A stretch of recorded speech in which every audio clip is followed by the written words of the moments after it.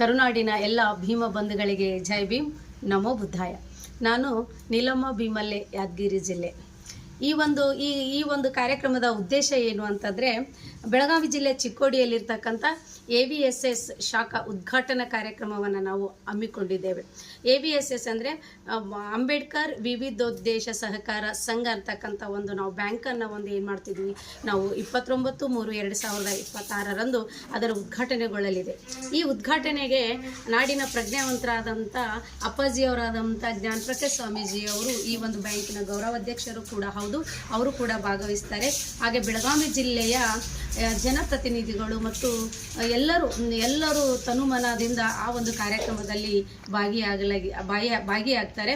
ಹಾಗೆ ನಾನು ಕೂಡ ಆ ಒಂದು AVS ಬ್ಯಾಂಕಿನ ನಿರ್ದೇಶಕರು ಕೂಡ ನಾನು ಕೂಡ ಹೌದು. ಹೀಗಾಗಿ ನಮ್ಮ ಕರುನಾಡಿನ ಮೂಲೆಯಲ್ಲಿರ್ತಕ್ಕಂಥ ಎಲ್ಲ ನನ್ನ ದಲಿತ ಬಳಗದವರು, ಭೀಮ ಬಂಧುಗಳು ಮತ್ತು ನನ್ನ ST ಬಂಧುಗಳು ಎಲ್ಲರೂ ಆ ಒಂದು ಕಾರ್ಯಕ್ರಮದಲ್ಲಿ ಭಾಗಿಯಾಗಬೇಕು. ಹಾಗೆ ನನ್ನ ಕೆಂಬಾವಿಯಲ್ಲೂ ಕೂಡ ಭಾಳಷ್ಟು ಜನರು ಈ ಶೇರನ್ನು ಮಾಡಿದ್ದಾರೆ. ಆ ಅಣ್ಣ ತಂಗಿ ಅಕ್ಕ ತಂಗಿಯರು ಕೂಡ 29ನೇ ತಾರೀಕಿನಂದು ಆ ಚಿಕ್ಕೋಡಿಯಲ್ಲಿ ಅವರು ಕೂಡ ಭಾಗವಹಿಸ್ತಾರೆ.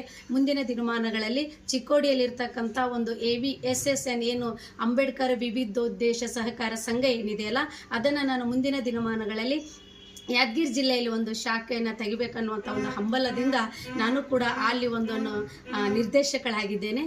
ಮುಂದೆ ನಾವೆಲ್ಲರೂ ನಮ್ಮ ಯಾದಗಿರಿ ಜಿಲ್ಲೆಯ ಎಲ್ಲ ನನ್ನ ದಲಿತ ಅಣ್ಣ ತಮ್ಮಂದಿರು, ಅಕ್ಕ ತಂಗಿಯರು ತಾವೆಲ್ಲರೂ ನನಗೆ ಕೈ ಜೋಡಿಸಿದಾಗ ಮತ್ತೆ ಆ ಶಾಖವನ್ನು ನಮ್ಮ ಯಾದಗಿರಿ ಜಿಲ್ಲೆಯಲ್ಲಿ ಅದನ್ನು ಲೋಕಾರ್ಪಣೆ ಮಾಡೋಣ ಅನ್ನುವಂಥ ಭರವಸೆಯಿಂದ ನಾನು ನಿಮಗೆ ಈ ಸಂದೇಶವನ್ನು ಕಳಿಸ್ತಾ ಇದ್ದೇನೆ. ಜೈ ಭೀಮ್, ನಮೋ ಬುದ್ಧಾಯ.